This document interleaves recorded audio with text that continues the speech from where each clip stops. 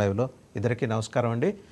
To start with Prashanth గారు, ఏంటి కాల్పుల విరమణ ఒప్పందం ఎవరు ఉల్లంఘించారు? అసలు కాల్పుల విరమణ ఎవరు ప్రతిపాదించారు, ఎవరు అంగీకరించారు, ఎవరు అంగీకరించలేదు? ఈ రెండు దేశాలకి సంబంధం లేకుండా ట్రంప్ తనకు తానుగానే ప్రకటించేసుకునే అలవాటు ఉంటుంది కదా. ఇప్పుడు భారత్ పాకిస్తాన్ మధ్య సీజ్ ఫైర్ నేనే ఇనిషియేట్ చేశాను. మనకి పూర్వం గనక చూస్తే ఒక 30-40 ఏళ్ల క్రితం ఆంధ్రప్రదేశ్ ప్రాంతంలో కోయేవాళ్ళు ఇందిరాగాంధీ నేను, జ్ఞాని జైల్ సింగ్ నేను అని ఫోటోలు పెట్టుకొని తిరిగినట్టు ఈ ఒప్పందం, ఈ కాల్పుల విరమణ ఒప్పందం రద్దు చేయించింది నేనే అని ప్రతి చోట ఆయనే కనిపిస్తున్నారు. నిజమేనా అది? ముందుగా 99 టీవీ వారికి, మీకు, మరి డేవిడ్ సార్ గారికి, అందరికీ, మరి ప్రేక్షకులందరికీ ఇజ్రాయెల్ నుంచి షాలోమ్ అండి. సో మార్నింగ్ నుంచి మీరు చూస్తుంటే రాత్రి స్టార్ట్ అయినటువంటి ఈ ప్రక్రియ ఏదైతే ఉందో సీజ్ ఫైర్ అనేది, డొనాల్డ్ ట్రంప్ గారు మరి ఇజ్రాయెల్ టైంలో 7 గంటలకి ఇరాన్ ఇజ్రాయెల్ సీజ్ ఫైర్, అంటే ఇజ్రాయెల్ లోకల్ టైంలో 7 గంటలకి సీజ్ ఫైర్ అవుతుంది, అంతా సెట్ అయిపోయిందని చెప్పి ప్రకటించారు.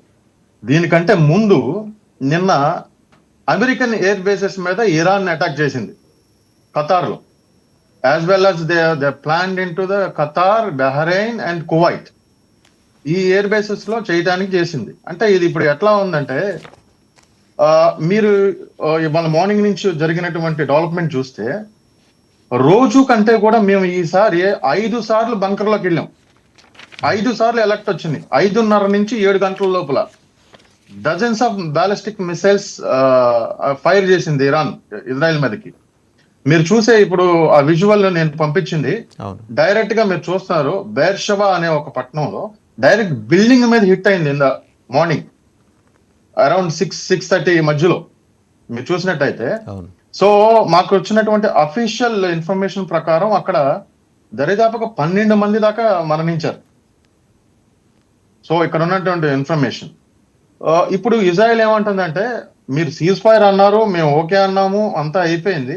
సో సీజ్ ఫైర్ వాళ్ళు ఉల్లంఘించారు కాబట్టి we have every right to defend it. మళ్ళీ మేము ఎప్పుడైనా స్ట్రైక్ చేసే అధికారం మీరు వైలేషన్ చేశారు కాబట్టి మాకుందని చెప్పి ఇజ్రాయెల్ అంటుంది ఇప్పుడు.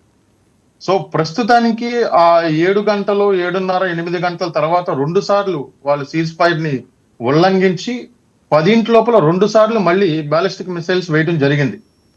సో ఇప్పుడు అఫీషియల్ గా అయితే మరి అనౌన్స్మెంట్స్ అయితే జరిగినాయి, కానీ మరి ఇజ్రాయెల్ చెప్పే దాని ప్రకారం అయితే సీజ్ ఫైర్ లేదండి. సో సీజ్ ఫైర్ అంటే they have the every right to defend it. కానీ ఇరాన్ ఏం చెప్తుందంటే, ఇంకొక అంశం మీరే మాట్లాడుతారు. ఇప్పుడు ఇరాన్కి ట్రంప్ గారు పొద్దున థ్యాంక్స్ చెప్పారు, ఎందుకంటే చెప్పి దాడి చేసినందుకు. ఈ లోపల సర్దుకోవాల్సిన మేమేం సర్దేసుకున్నాం, పర్లేదు మీరు నింపాదిగా నిదానంగా దాడి చేసుకోండి అన్నట్టు. ఇది జనాలకి, ప్రపంచ దేశాలకు అర్థం కాదని అనుకుంటున్నారా ఏంటి?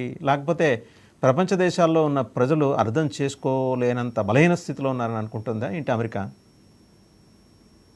అమెరికాని ఇప్పుడు ఏలెత్తి చూపించాలి అంటే ధైర్యం కావాలండి. ముందు ఎవరికైనా ధైర్యం కావాలి. సో ఆయన ఈ రోజే యుద్ధం ప్రకటిస్తాడు, ఆయన ఈ రోజే బంకర్ బస్టర్ బాంబ్స్ వేస్తాడు, B-2లు పంపిస్తాడు, న్యూక్లియర్ సైట్స్ డిస్ట్రాయ్ చేస్తాడు, మళ్ళీ ఇమ్మీడియట్ గా సీజ్ ఫైర్ అంటాడు. So it's like A Kingdom of ever green. అది ఇక అది ఎప్పుడు కూడా ఉండే కింగ్డమ్, అది అమెరికా యొక్క లక్షణం అది. So we cannot say that they are wrong. Whatever they want they can say it. ఎందుకు అంటే ఆయన సుప్రీం పవర్ గా ఉన్నాడు, నేనే సుప్రీం పవర్ అంటున్నాడు. ప్రపంచ దేశాలు కూడా వెంటనే చాలా వరకు. So we cannot claim them they are wrong. Right. ఒకసారి డేవిడ్ బ్రన్హామ్ గారి దగ్గరికి వెళ్దామండి, మళ్ళీ మీ దగ్గరికి వస్తా. గుడ్విల్ అంబాసిడర్ టూరిజం, ఇజ్రాయెల్ ప్రభుత్వం మిమ్మల్ని గుర్తించి, మీ కాంట్రిబ్యూషన్ని గుర్తించి మీకు అందజేసిన హోదా.